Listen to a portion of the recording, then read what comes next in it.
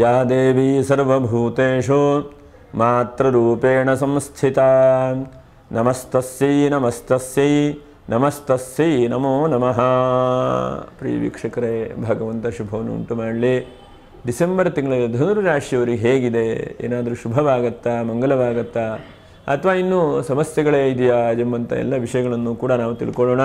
ನಾವು ಹೇಳುವಂಥದ್ದು ಗೋಚಾರ ಫಲ ಅಂಥೇಳಿ ನಿಮ್ಮ ಜಾತಕದ ಮೇಲೆ, ದಶಾಭಕ್ತಿಗಳ ಮೇಲೆ ವ್ಯತ್ಯಾಸವೂ ಕೂಡ ಇರಬಹುದು. ನೋಡಿ, ಡಿಸೆಂಬರ್ 1ನೇ ತಾರೀಕಿಗೆ ಅಮಾವಾಸ್ಯೆ ಇದೆ.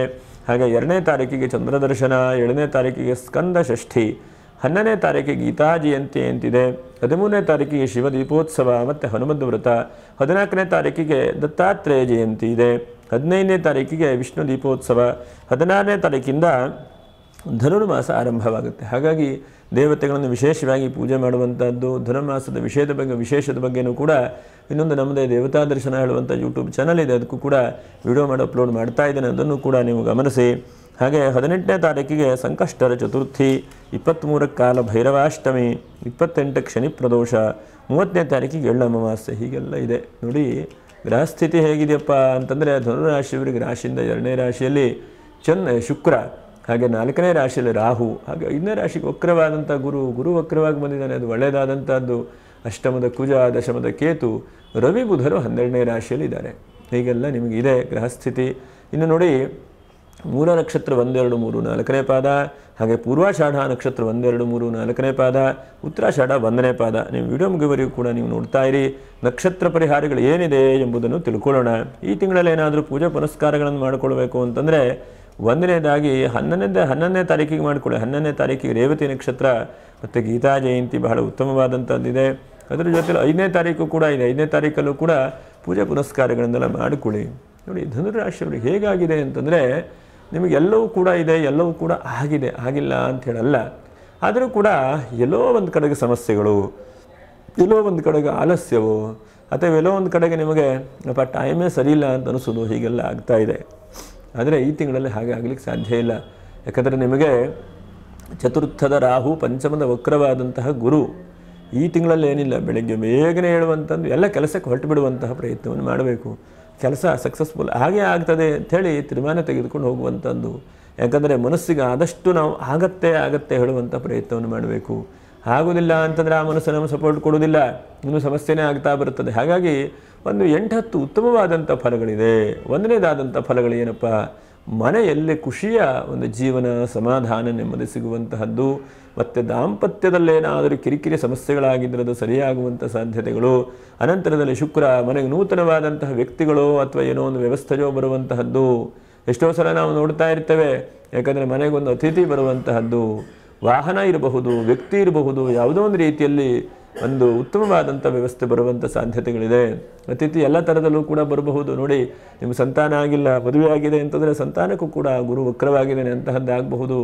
ಅಥವಾ ವಿವಾಹಕ್ಕೆ ವಿಳಂಬ ಆಗ್ತಾ ಇದೆಯಪ್ಪ, ವಿವಾಹಕ್ಕೆ ಪ್ರಯತ್ನ ಮಾಡಿರೋ ಆಗ್ತಾ ಇಲ್ಲ ಅಂತಂದರೆ ಆ ವಿವಾಹಕ್ಕೆ ಎಲ್ಲೋ ಒಂದು ಸಮಾಧಾನ ಅನುಕೂಲ ಸಿಗುವಂಥ ಚಾನ್ಸಸ್ ಇದೆ. ಎಷ್ಟೋ ಸಲ ನಾವು ನೋಡ್ತಾ ಇರ್ತೇವೆ, ವಿವಾಹ ಏನು ಮಾಡಿದ್ರು 40 ವರ್ಷ 38 ವರ್ಷ ಆದರೂ ಆಗೋದಿಲ್ಲ. ಆದರೆ ಈ ತಿಂಗಳಲ್ಲಿ ನೀವು ಕಷ್ಟಪಟ್ಟು ಪ್ರಯತ್ನ ಮಾಡಿದ್ರೆ ಆಗ್ತದೆ. ಯಾಕಂದರೆ ವಿವಾಹಕ್ಕೆ ದೈವಾನುಗ್ರಹ ಸಿಗ್ತದೆ. 2ನೇ ರಾಶಿಯ ಶುಕ್ರ ಇದ್ದಾನೆ. ಹಾಗಾಗಿ ಶುಕ್ರನು ವಕ್ರವಾದಂಥ ಗುರು. ಯಾವ್ಯಾವ ಕೆಲಸ ಆಗಲಿಲ್ಲ ಅದನ್ನು ಆಗಲಿಕ್ಕೆ ಪ್ರಯತ್ನ ಮಾಡಿ. ಶತಪ್ರಯತ್ನ ಅಂತ ಹೇಳ್ತಾರೆ. 1-2 ಪ್ರಯತ್ನ ಮಾಡಿದ್ರೆ ಕೆಲವೊಂದು ಸಲ ಆಗೋದಿಲ್ಲ. ಯಾಕಂದರೆ ಎಲ್ಲವೂ ಕೂಡ ಅಷ್ಟು ಸುಲಭವಾಗಿ ಸಿಗೋದಿಲ್ಲ ಜಗತ್ತಿನಲ್ಲಿ. ಯಾವುದು ಸುಲಭವಾಗಿ ಸಿಗುತ್ತೋ ಅದು ಶಾಶ್ವತವಾಗೂ ಸಿಗೋದಿಲ್ಲ. ಹಾಗಾಗಿ ನಾವು ಶತಪ್ರಯತ್ನ ಮಾಡಿದ್ರೆ 100 ಸಲ ಪ್ರಯತ್ನ ಮಾಡಿದ್ರೆ, 1 ಸಲ ಕಲ್ಲು ಬಿಸಾಕಿದರೆ ಮಾವಿನ ಹಣ್ಣು ಬೀಳದೇ ಇರಬಹುದು. 2, 3, 4 ಸಲ ಬಿಸಾಕಿದಾಗ 1 ಸಲ ಬಿದ್ದೇ ಬೀಳುತ್ತದೆ. ಹಾಗಾಗಿ ಬೀಳಲೇಬೇಕು ಈ ತಿಂಗಳಲ್ಲಿ. ಹಾಗೆ ವಿವಾಹಕ್ಕೆ ಯಾತಕ್ಕೆ ಅಂತಂದರೆ, ಈ ರಾಶಿಯವರಿಗೆ ಬಹಳ ಜನಕ್ಕೆ ಒಂದು ಮೂಲ ನಕ್ಷತ್ರ ಇರಬಹುದು, ಪೂರ್ವಾಷಾಢ ನಕ್ಷತ್ರ ಇರಬಹುದು. ವಿವಾಹ ಆಗದೆ ಒದ್ದಾಡಿ ಭಾಳ ಕಷ್ಟಪಡ್ತಾ ಇದ್ದೀರಿ ನೀವಲ್ವಾ. ಹಾಗಾಗಿ ವಿವಾಹ ಪ್ರಯತ್ನ ಮಾಡಿ, ವಿವಾಹಕ್ಕೆ ಅನುಕೂಲ ಆಗುವ ಹಾಗೆ ಆಗ್ತದೆ. ವಿವಾಹ ಹೇಳುವಂಥದ್ದು ಏನಂತಂದರೆ ಋಣಾನುಬಂಧ ರೂಪೇಣ. ಎಲ್ಲ ಋಣ ಇದೆ ಯಾರಿಗೂ ಗೊತ್ತಿರುವುದಿಲ್ಲ. ಪ್ರಯತ್ನ ಮಾಡ್ತಾ ಇರೋದು, ಹುಡುಕ್ತಾ ಇರೋದು. ಆ ಹುಡುಕುವಂತಹ ಪ್ರಯತ್ನ ನಿಲ್ಲಿಸಬೇಡಿ. ಎಷ್ಟೋ ಜನಕ್ಕೆ ಹುಡುಕಿ ಸಾಕಾಗಿ ನಿಲ್ಲಿಸಿಬಿಡ್ತಾರೆ. ಹಾಗೆ ಮಾಡಬೇಡಿ. ಆದಷ್ಟು ಪ್ರಯತ್ನಗಳನ್ನು ಬಿಡಬೇಡಿ. ಎಲ್ಲೋ ಒಂದು ಕಡೆ ಭಗವಂತನ ಅನುಗ್ರಹ ಮಾಡ್ತಾನೆ. ಅವಿವಾಹಿತರು ವಿವಾಹ ಆಗುವಂಥ ಚಾನ್ಸಸ್ಸು. ಮತ್ತು ಸಂತಾನಾದಿಗಳ ಬಗ್ಗೆಯೂ ಕೂಡ ಹೇಳಿದೆ. ಇನ್ನೊಂದು ವಿಶೇಷವಾಗಿ ಕುಟುಂಬ ಸ್ಥಾನದಲ್ಲಿ ಶುಕ್ರ ನಿಮಗೇನೋ ಒಂದು ಗಲಾಟೆ ಆಗ್ತಾ ಇದೆ, ಏನೋ ಒಂದು ಕಿರಿಕಿರಿ ಆಗ್ತಾ ಇದೆ. ಯಾಕಂದರೆ ವಕ್ರವಾದಂಥ ಶನಿ ಜೊತೆ ಶುಕ್ರ ಇದ್ದಾನೆ. ಹಾಗಾಗಿ ಯಾವುದೋ ಒಂದು ಸ್ತ್ರೀಯರ ಮುಂದೆ ಬಂದು ಎಲ್ಲ ಬಗೆಹರಿಸ್ತಾರೆ. ಎಷ್ಟೋ ಸಲ ಸ್ತ್ರೀಯರಿಂದ ಬಹಳ ಒಳ್ಳೆಯದಾಗುತ್ತೆ. ಯಾಕಂದರೆ ಜನನೀ ಜನ್ಮ ಭೂಮಿಶ್ಚ ಸ್ವರ್ಗಾದಪಿ ಗರೀಯಸಿ ಎಂಬುದಾಗಿ ಹೇಳಿದ್ದಾರೆ. ಈ ಒಂದು ಭೂಮಿ ತಾಯಿ ಮತ್ತು ನಮಗೆ ಜನ್ಮ ಕೊಟ್ಟಂಥ ತಾಯಿಯ ಋಣವನ್ನು ಯಾರ ಹತ್ರ ಏನು ಮಾಡಿದ್ರೂ ತೀರಿಸಲಿಕ್ಕಾಗುವುದಿಲ್ಲಂತೆ. ಹಾಗೆ ಈ ತಿಂಗಳಲ್ಲಿ ನಿಮಗೆ ಯಾವುದೋ ಒಂದು ಸ್ತ್ರೀಯಿಂದ ಬಹಳ ವಿಶೇಷವಾದಂಥ ಒಂದು ಒಳ್ಳೆಯ ಫಲ ಸಿಗ್ತದೆ. ಆ ಸ್ತ್ರೀ ಹೇಗೆ ಮಾಡ್ತಾಳೆ ಅಂತಂದರೆ ನಿಮಗೆ ಒಳ್ಳೆಯದನ್ನು ಕೂಡ ಮಾಡಿಕೊಡುತ್ತೆ. ಯಾಕಂದರೆ ಒಂದು ಸ್ತ್ರೀ ಮನಸ್ಸು ಮಾಡಿದ್ರೆ ಏನು ಬೇಕಾಗಿದ್ರೂ ಮಾಡುವಂಥ ಸಾಧ್ಯತೆ ಇದೆ. ಹಾಗಾಗಿ ಆ ಸ್ತ್ರೀಯ ಆಶೀರ್ವಾದವೂ ಸಿಗುತ್ತೆ, ಏನೋ ಒಂದು ಸಮಸ್ಯೆ ಅದರದ್ದು ಪರಿಹಾರವೂ ಕೂಡ ಸಿಗುತ್ತೆ. ಸಮಸ್ಯೆಗೂ ಕೂಡ ಸ್ತ್ರೀಯಿಂದಲೇ ಬಂದಿರುತ್ತದೆ. ಹಾಗಾಗಿ ಆ ಸ್ತ್ರೀ ಸಂಬಂಧವಾದ ದೋಷಾದಿಗಳಿದ್ದರೆ ಅದು ಪರಿಹಾರ ಆಗುವಂಥದ್ದಿದೆ. ಅನಂತರದಲ್ಲಿ ಪ್ರಯಾಣ ಯೋಗ ನಿಮಗೆ ಹೆಚ್ಚಿನದಾಗಿ ಧಾರ್ಮಿಕ ಕ್ಷೇತ್ರಗಳು ಹೋಗುವಂಥದ್ದು, ಸ್ವಲ್ಪ ರಿಯಲ್ ಎಸ್ಟೇಟ್ ವ್ಯಾಪಾರ ವ್ಯವಹಾರಗಳಿಗೆ ಸ್ವಲ್ಪ ಶುಭವಾದಂಥ ಅವಕಾಶಗಳಿದೆ. ಯಾಕಂದರೆ ಪಾಪಗ್ರಹಗಳು ರವಿ ಮತ್ತು ಕುಜ ಎರಡೂ ಗ್ರಹಗಳು ಕೂಡ ಅಷ್ಟಮ ಮತ್ತು 12ನೇ ರಾಶಿಯಲ್ಲಿದ್ದಾರೆ. ಹಾಗಾಗಿ ಪಾಪಗ್ರಹಗಳು 12ನೇ ರಾಶಿಯಲ್ಲಿರುವಂಥದ್ದು ಬಹಳ ಒಳ್ಳೆಯದು ಅಂತೇಳಿ ಹೇಳ್ತೇವೆ. ಆದರೆ ಸ್ವಲ್ಪ ನಿದ್ರೆ ಸರಿಯಾಗಿ ಬರುವುದಿಲ್ಲ ಈ ತಿಂಗಳಲ್ಲಿ. ಒಂದು 5-6 ಜಾಗ್ರತೆ, ನಿದ್ರೆ ವಿಷಯದಲ್ಲಿ ಜಾಗ್ರತೆ. ಮತ್ತು ಎರಡನೇದಾಗಿ ಸ್ವಲ್ಪ ಬೇಗನೆ ಮಾಡಲಿಕ್ಕೆ ಶುರು ಮಾಡಿ. ಯಾಕಂದರೆ ಸಂಕಲ್ಪದಲ್ಲೇ ಪುಣ್ಯಕಾಲ ಹೋಗಿಬಿಡುತ್ತೆ. ಒಂದು 20 ನಿಮಿಷ ಒಳ್ಳೆಯ ಸಮಯ ಇದೆಯಪ್ಪ ಅಂತಂದರೆ ಆ ಸಂಕಲ್ಪನೇ 20 ನಿಮಿಷ ಮಾಡುವಂಥದ್ದು. ಆವಾಗ ಪುಣ್ಯಕಾಲ ಪೂಜೆಗೆ ಅವಕಾಶಗಳೇ ಇರೋದಿಲ್ಲ. ಹಾಗಾಗಿ ಅದೇ ಹಿಂದಕ್ಕೆ ಹೇಳ್ತಾರೆ, ಸಂಕಲ್ಪದಲ್ಲೇ ಪುಣ್ಯಕಾಲ ಹೋಯಿತು ಅಂತ ಹಾಗಾಗಬಾರದು. ಹಾಗಾಗಿ ಇರುವಂಥ ಸಮಯವನ್ನು ಆದಷ್ಟು ಉಪಯೋಗಿಸ್ಕೊಳ್ಳುವಂತಹ ಪ್ರಯತ್ನವನ್ನು ಕೂಡ ನೀವು ಮಾಡಿ, ಅದರಿಂದ ಬಹಳ ಉತ್ತಮವಾಗುತ್ತೆ. ಮತ್ತು ಎಷ್ಟಾಗುತ್ತೋ ಅಷ್ಟು ಆ ಭಗವಂತನ ಮೇಲೆ ಭಾರ ಹಾಕಿದಿರಿ, ಆ ಭಾರವನ್ನೇ ಮುಂದುವರಿಸ್ಕೊಂಡು ಹೋಗುವಂಥ ಪ್ರಯತ್ನವನ್ನು ಮಾಡಿ. ಕೃಷಿಕರಿಗೂ ಕೂಡ ಹೆಚ್ಚಿನದಾದಂಥ ಲಾಭಾಂಶಗಳು.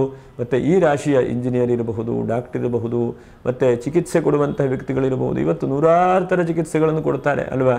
ಹೀಲಿಂಗ್ ಮಾಡ್ತಾರೆ, ನಾಡಿ ನೋಡ್ತಾರೆ, ಯಾವ್ಯಾವ್ದು ಬೇಕು ಅಲೋಪತಿ, ನ್ಯಾಚುರೋಪತಿ ಎಷ್ಟೆಷ್ಟು ಬೇಕು ಅಂತಹ ಚಿಕಿತ್ಸೆಗಳನ್ನು ಕೊಡ್ತಾರೆ. ಈ ರಾಶಿ ಅಂತ ಯಾರೇ ಚಿಕಿತ್ಸೆ ಕೊಡ್ತಿರೋ ಅಂಥವರು ಭಗವಂತನ ಮೇಲೆ ಭಾರ ಹಾಕಿ ಆ ಚಿಕಿತ್ಸೆಗಳನ್ನು ಕೊಡಿ. ಆ ಭಗವಂತನು ಒಂದು ಒಳ್ಳೆ ರೀತಿಯಾದಂಥ ಪರಿಣಾಮವನ್ನು ಕೊಡ್ತಾನೆ. ಎಷ್ಟೋ ಸಲ ನಾವು ಪ್ರಯತ್ನ ಮಾಡ್ತಾ ಇರ್ತೇವೆ, ಫಲ ಕೊಡುವಂಥದ್ದು ದೈವಾನುಗ್ರಹ ಅಲ್ವ. ಹಾಗಾಗಿ ಆ ಭಗವಂತನ ಮೇಲೆ ಸಂಪೂರ್ಣವಾದಂತಹ ಭಾರವನ್ನು ಹಾಕಿ ನೀವು ಔಷಧಿ ಉಪಚಾರಗಳನ್ನು ಕೊಡಿ. ವೈದ್ಯೋ ನಾರಾಯಣೋ ಹರಿ ಅಂತ ಹೇಳ್ತಾರೆ ಹಿಂದಿನ ಕಾಲದವರಲ್ವ. ಆ ವೈದ್ಯ ಭಗವಂತ ಎಲ್ಲ ಒಂದೇ. ಹಾಗಾಗಿ ಅಂತಹ ಆ ಒಂದು ಭಗವಂತನ ಅನುಗ್ರಹವಾಗುತ್ತೆ. ಇನ್ನೂ ಒಂದು 5-6 ಜಾಗ್ರತೆ.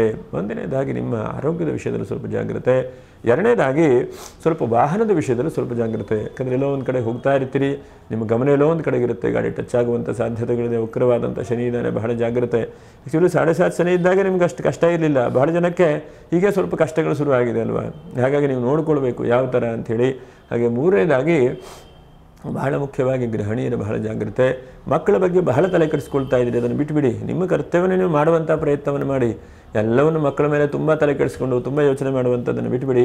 ಹಾಗೆ 4ನೇದಾಗಿ ಎಷ್ಟಾಗುತ್ತೋ ಅಷ್ಟು ಸಮಯದ ಬಗ್ಗೆ ತುಂಬ ಕಾಳಜಿ ವಹಿಸಿ ಬೇಡದೇ ಇರುವಂತಹ ವಿಷಯಗಳನ್ನು ಹೊರಗಡೆ ಹಾಕಿಬಿಡಿ. ಯಾಕಂದರೆ ಎಷ್ಟೋ ಸಲ ನೋಡಿ, ನಾವು ಶುದ್ಧವಾದಂಥ ಆಹಾರಗಳನ್ನು ನಾವು ತಿಂತೇವೆ ಅಲ್ವಾ, ಬೇರೆ ಬೇರೆ ಆಹಾರ ತಿಂತೇವೆ. ಹಾಗೆ ನಮ್ಮ ಕಿವಿಗೆ ಮತ್ತು ಮೂಗಿಗೆ, ಬಾಯಿಗೆ, ಮನಸ್ಸಿಗೆ ಅದನ್ನೆಲ್ಲ ಯಾವುದೂ ಕೊಡದೇ ಇದ್ದ ಹಾಗೆ ಪ್ರಯತ್ನಗಳನ್ನು ಮಾಡಿಕೊಡಿ. ಯಾಕಂದರೆ ನಾವೆಲ್ಲಾದರೂ ಕೆಟ್ಟ ವಾಸನೆ ಇದ್ರಂತ ತೆಗೆದುಕೊಳ್ತೇವೆ, ಖಂಡಿತ ತೆಗೆದುಕೊಳ್ಳೋದಿಲ್ಲ. ಅದೇ ತರಹ ಮನಸ್ಸಿಗೂ ಕೂಡ ಅಂಥದ್ದನ್ನು ಕೊಡದೇ ಇದ್ದಾಗ ನೀವು ಬಲಾತ್ಕಾರವಾಗಿ ಪ್ರಯತ್ನ ಮಾಡಿ. ಯಾಕಂದರೆ ಎಷ್ಟೋ ಸಲ ಮನಸ್ಸಿನ ಒಳಗಡೆ ಬೇಡದೇ ಇರುವಂಥ ವಿಷಯಗಳೇ ಹೋಗಿಬಿಡುತ್ತೆ. ಆವಾಗ ಒಳ್ಳೆಯ ರೀತಿಯಾದಂಥ ವಿಷಯಕ್ಕೆ ಅವಕಾಶಗಳೇ ಇರುವುದಿಲ್ಲ. ಹಾಗಾಗಿ ಅದನ್ನು ಪ್ರಯತ್ನ ಮಾಡಿಕೊಳ್ಳಿ. ಮತ್ತು ತಂದೆ ತಾಯಿಯವರ ಬಹಳ ಮುಖ್ಯವಾದಂಥ ಆಶೀರ್ವಾದ ಮತ್ತು ದೇವತಾನುಗ್ರಹ. ಅನಿರೀಕ್ಷಿತವಾಗಿ ಯಾವುದೋ ಒಂದು ಕೆಲಸ ಕಾರ್ಯಗಳನ್ನು ಆರಂಭ ಮಾಡಿದರೆ ಸಕ್ಸಸ್ಫುಲ್ ಆಗ್ತೀರಿ. ಎಷ್ಟೋ ಸಲ ಕೆಲಸಕ್ಕೆ ಸಕ್ಸಸ್ಫುಲ್ ಆಗಲಿಲ್ಲ, ಈ ತಿಂಗಳಲ್ಲಿ ಸಕ್ಸಸ್ಫುಲ್ ಆಗ್ತೀರಿ. ಇದಿಷ್ಟು ಶುಭವಾದಂತಹ ಫಲಗಳನ್ನು ಕೂಡ ನೀವು ಕಾಣಲಿಕ್ಕೆ ಸಾಧ್ಯತೆಗಳಿದೆ. ಇನ್ನು ನಕ್ಷತ್ರ ಪರಿಹಾರಗಳೇನು? ಮೂಲ ನಕ್ಷತ್ರ, ನೀವು ಎಷ್ಟು ಸಾಧ್ಯ ಆಗುತ್ತೋ ಅಷ್ಟು 14ನೇ ತಾರೀಕು ದತ್ತ ಜಯಂತಿ ಇದೆ. ಗುರುಗಳ ಆರಾಧನೆ ಮಾಡಿ, ಗುರುಚರಿತ್ರೆ ಗ್ರಂಥದ ಒಂದಾದರೂ ಕೂಡ ಓದಿ. ಒಂದೆಷ್ಟಾಗುತ್ತೋ ಅಷ್ಟು ಗುರುಚರಿತ್ರೆ ಪಾರಾಯಣೆ, ನಮಸ್ಕಾರ ಇದನ್ನು ಮಾಡ್ತಾ ಬನ್ನಿ. ಆ ಗುರುಗಳು ನಿಮ್ಮ ರಕ್ಷಣೆ ಮಾಡ್ತಾರೆ. ಯಾಕಂದರೆ ಗುರುವಿನ ಆಶೀರ್ವಾದ ಬಹಳ ಮುಖ್ಯವಾದಂಥದ್ದು, ಅವರ ಆಶೀರ್ವಾದ. ಹಾಗಾಗಿ ಅಂತ ಆಶೀರ್ವಾದ ಸಿಗುತ್ತೆ. ಪೂರ್ವಾಷಾಢ ನಕ್ಷತ್ರ 1ರಿಂದ 4 ಪಾದ. 16ನೇ ತಾರೀಕಿಂದ ಧನುರ್ಮಾಸ ಆರಂಭ ಆಗುತ್ತೆ. ನೀವು ಕಂಕಣ ಕಟ್ಟಿ ಯಾವುದಾದ್ರೂ ಒಂದು ಪ್ರಯತ್ನವನ್ನು ಮಾಡಿ. ಯಾಕಂದರೆ ಏನೇ ಆಗಬೇಕು ಅಂತಂದರೆ ದೈವಾನುಗ್ರಹ ಹೇತುಕಂ ಎಂಬುದಾಗಿ ಹೇಳಿದ್ದಾರೆ. ದೈವಾನುಗ್ರಹ ಇದ್ದರೆ ಬೇಗನೆ ಆಗುತ್ತೆ ಅಂತ ಕೆಲಸ. ಹಾಗಾಗಿ ಅಂತಹ ದೈವಾನುಗ್ರಹವಾಗಲಿ, ಮಂಗಲವಾಗಲಿ. ಯಾಕಂದರೆ ಎಷ್ಟೇ ಅಂತಂದರೂ ಕೂಡ ಆ ಭಗವಂತನ ಆಶೀರ್ವಾದವೇ. ನೋಡಿ, 10 ಸಲ ನಾವು ಪ್ರಯತ್ನ ಮಾಡ್ತಾ ಇರ್ತೇವೆ, ಅದನ್ನು ಕೆಲಸ ಕ್ಲಿಕ್ ಆಗಬೇಕು ಅಂತಂದರೆ ಆ ಭಗವಂತನ ಆಶೀರ್ವಾದ ಅಂತಲೇ ನಾವು ತಿಳ್ಕೊಳ್ಬೇಕು. ಅವನು ಅನುಗ್ರಹ ಮಾಡ್ತಾನೆ. ಹಾಗಾಗಿ 16ನೇ ತಾರೀಕಿಂದ ಧನುರ್ಮಾಸದ ಆರಂಭ. ನೀವು ಕೂಡ 1 ತಿಂಗಳ ಭಕ್ತಿಯಿಂದ ಮಾಡುವಂಥ ಪ್ರಯತ್ನವನ್ನು ಮಾಡಿ. ಉತ್ತರಾಷಾಢ ನಕ್ಷತ್ರ 1ನೇ ಪಾದ. ನಿಮಗೆ ಎಷ್ಟು ಸಾಧ್ಯ ಆಗುತ್ತೋ ಅಷ್ಟು ಈ ಧನುರ್ಮಾಸದಲ್ಲಿ ನೋಡಿ ಸೂರ್ಯನಾರಾಯಣನ ಭಕ್ತಿಯಿಂದ ಸ್ಮರಣೆ ಮಾಡಿ. ಎಷ್ಟಾಗುತ್ತೋ ಅಷ್ಟು ಅನ್ನದಾನ ಆಗುವಂತಹ ಒಂದು ಕ್ಷೇತ್ರಕ್ಕೆ, ಜಾಗಕ್ಕೆ ಹೋಗಿ ನಿಮ್ಮ ಕೈಲಾದಂಥ ಸಹಾಯವನ್ನು ಮಾಡಿ. ಅದೇ ಮಾಡಿ ಇದೇ ಮಾಡಿ ಅಂತೇನಿಲ್ಲ. ಯಾರ್ಯಾರಿಗೆ ಏನೇನು ಶಕ್ತಿ ಕೊಟ್ಟಿದ್ದಾನೋ ನಿಮ್ಮ ಶಕ್ತಿಯಾನುಸಾರ, ಭಕ್ತಿಯಾನುಸಾರ ಭಗವಂತ 10 ರೂಪಾಯಿ ನಿಮ್ಮ ಶಕ್ತಿ ಕೊಟ್ಟರೆ 10 ರೂಪಾಯಿಯನ್ನು ಮಾಡಿ. ₹2 ಶಕ್ತಿ ಕೊಟ್ಟರೆ ₹2 ಮಾಡಿ, ಅಥವಾ ₹1 ನೀವು ಭಗವಂತ ಕೊಡಲಿಕ್ಕೆ ಆಗ್ತದೆ ಅಂತಾದರೆ ಈ 30 ದಿವಸಕ್ಕೂ ₹1 ನೀವು ಆ ಭಗವಂತನಿಗೆ ಕೊಡಿ. ಯಾಕಂದರೆ 1 kg ಅಕ್ಕಿ ಕೊಟ್ಟರೂ ಕೂಡ ಅದು ಅನ್ನದಾನಕ್ಕೆ ಆಗುತ್ತೆ, ₹60 ₹70 ಇರುತ್ತೆ. ಹಾಗಾಗಿ ಭಗವಂತ ಏನು ನೀವು ನೀಡಿದನು, ಯಾಕಂದರೆ ಯಾರ ಕೈಯಲ್ಲಿ ಏನೂ ಇಲ್ಲ, ಭಗವಂತ ಏನು ಕೊಡ್ತಾನೋ ಇದನ್ನು ನಮಮ ಭಗವಂತ ನಿನಗೆ ಅಂತೇಳಿ ಸಮರ್ಪಣೆ ಮಾಡುವಂಥದ್ದು. ಯಾಕಂದರೆ ಆತ್ಮೈವ ಹ್ಯಾತ್ಮನೋ ಬಂಧು ಅಂತ ನಮಗೆ ಬಂಧುಗಳಲ್ವ, ನಮಗೆ ಶತ್ರುಗಳಲ್ವ. ಹಾಗಾಗಿ ನಾವು ಎಷ್ಟಾಗುತ್ತೋ ಅಷ್ಟು ಭಗವಂತನ ಮೇಲೆ ಭಾರ ಹಾಕೋಣ.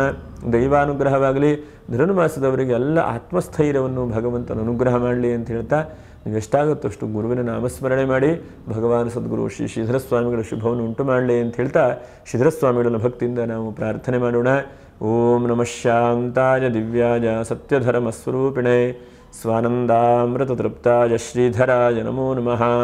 ಶಂಕರಂ ಶಂಕರಾಚಾರ್ಯಂ ಕೇಶವಂ ಬಾದರಾಯಣಂ ಸೂತ್ರಭಾಷ್ಯಕೃತೌ ವಂದೇ ಭಗವಂತೌ ಪುನಃ ಪುನಃ. ಭಗವಾನ್ ಸದ್ಗುರು ಶ್ರೀ ಶ್ರೀಧರ ಸ್ವಾಮಿ ಮಹಾರಾಜ ಕೀ ಜೈ. ಶುಭವಾಗಲಿ. ನಮಸ್ಕಾರ.